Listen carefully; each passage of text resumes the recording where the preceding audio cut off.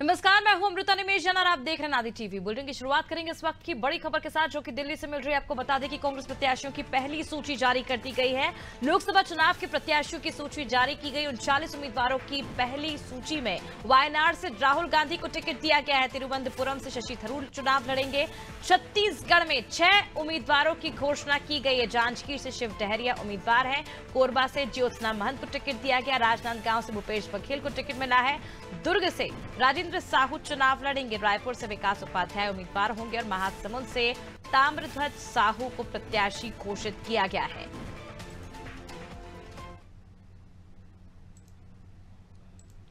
तो इस वक्त की बड़ी खबर आपको बता रहे हैं दिल्ली से, जहां कांग्रेस प्रत्याशियों की पहली सूची जो है वो जारी कर दी गई है। जिस तरह से कल कांग्रेस की बैठक हुई थी और उसके बाद 39 उम्मीदवारों की सूची पर मुहर लगी है। वायनाड से राहुल गांधी को टिकट दिया गया है। तिरुवनंतपुरम की अगर हम बात करें तो तिरुवनंतपुरम से शशि थरूर चुनाव लड़ेंगे।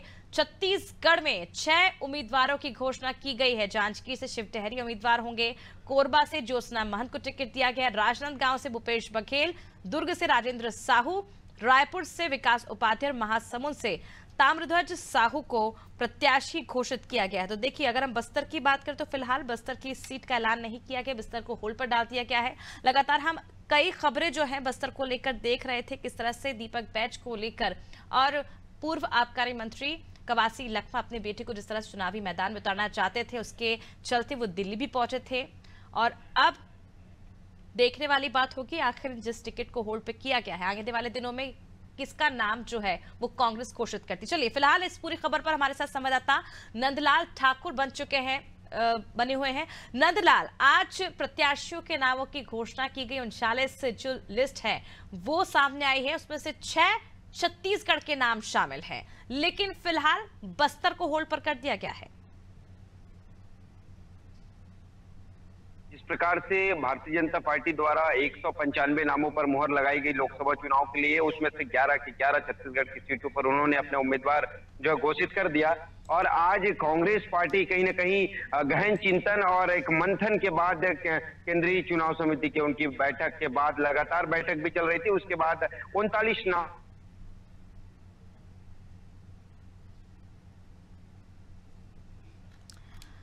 तो आपको बता दें कि कांग्रेस की लोकसभा चुनाव के मद्देनजर उम्मीदवारों की पहली लिस्ट जो है आज वो जारी कर दी गई है, जिसमें 39 नामों का ऐलान किया गया है। कांग्रेस नेता केसी वेणुगोपाल और अजय माकन ने प्रेस कॉन्फ्रेंस करते हुए पार्टी की पहली लिस्ट जारी की है। चलिए, एक बार फिर हमारे साथ संवाददाता नंदलाल ठाकुर जुड़ चुके हैं। नंदलाल, जिस तरह से 6 नामों का ऐलान कर दिया गया है, बाकी 5 सीटें फिलहाल होल्ड पर रखी गई है। बिल्कुल, जिस प्रकार से जो आपने जिक्र किया कि बस्तर की सीट को जो छोड़ा,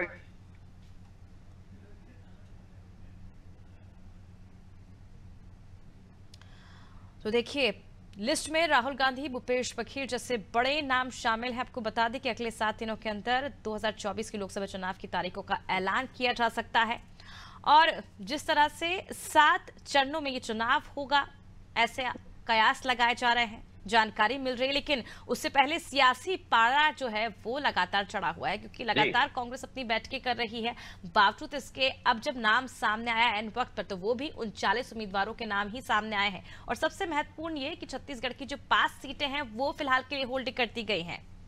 जी नंदलाल।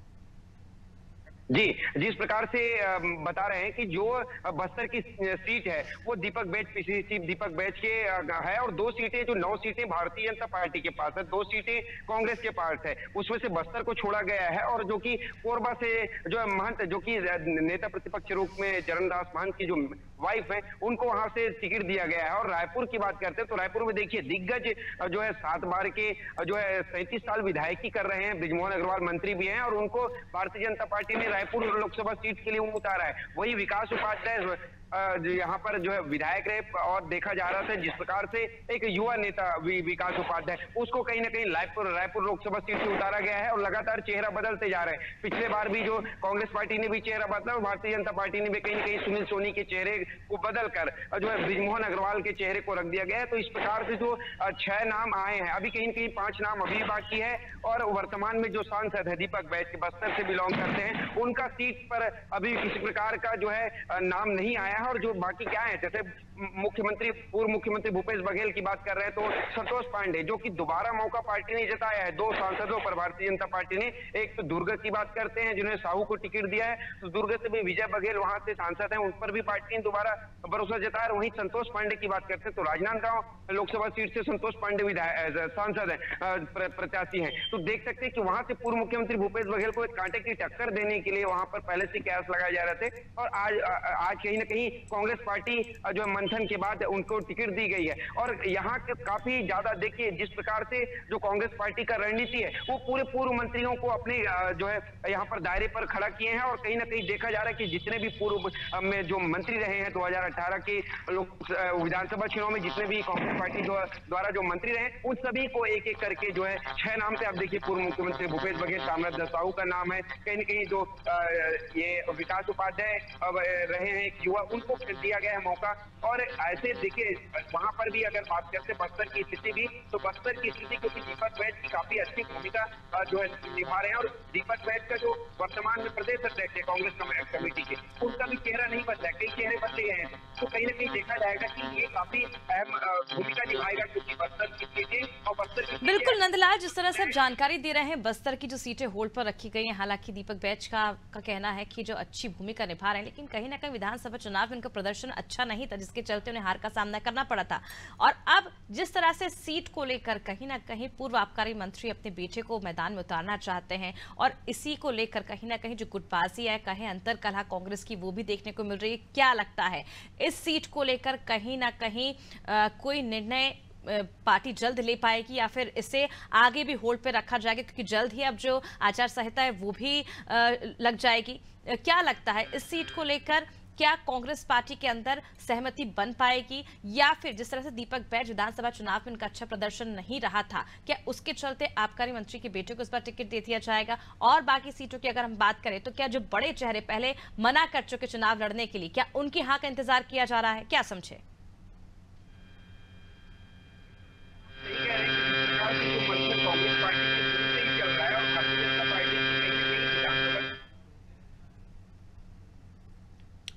तो देखिए जिस तरह से आज लोकसभा चुनाव के मद्देनजर कांग्रेस ने अपनी पहली लिस्ट जारी कर दी। बहुत बहुत शुक्रिया नंदलाल तमाम जानकारी के लिए। 39 उम्मीदवारों का आज ऐलान किया गया है। वायनाड से राहुल गांधी आज चुनाव लड़ेंगे और जो दिग्गज नेता है उनके नामों का ऐलान किया गया। पूर्व मुख्यमंत्री भूपेश बघेल का नाम भी इसमें शामिल है। इसके साथ ही 6 सीटों का ऐलान जो छत्तीसगढ़ में कर दी गया। हालांकि 5 सीटें फिलहाल होल्ड पे रखी गई। अब देखने वाली बात होगी कांग्रेस कितने जल्दी इन नामों का ऐलान करती है, क्योंकि कुछ ही दिन बाद अब आचार संहिता लागू हो जाएगी। लगातार कांग्रेस की बैठकें जारी हैं, मंथन जारी है। अब इन 6 सीटों का जो ऐलान है वो कब तक किया जाएगा, लोकसभा सीटें हैं उसका ऐलान कब तक किया जाएगा, ये देखने वाली बात होगी। फिलहाल जो नाम शामिल है इसमें से कई ऐसे नाम हैं जिन्हें दिग्गज नेताओं को उतारा गया है मैदान पर। और छत्तीसगढ़ से जांजगीर चांपा से शिव कुमार डहरिया पर एक बार फिर विश्वास जताया गया, ज्योत्सना महंत पर विश्वास जताया गया है, भूपेश बघेल, राजेंद्र साहू और विकास उपाध्याय पर छत्तीसगढ़ में भरोसा जताया गया है। रुकते एक छोटे से ब्रेक के लिए, जल्द वापस लौट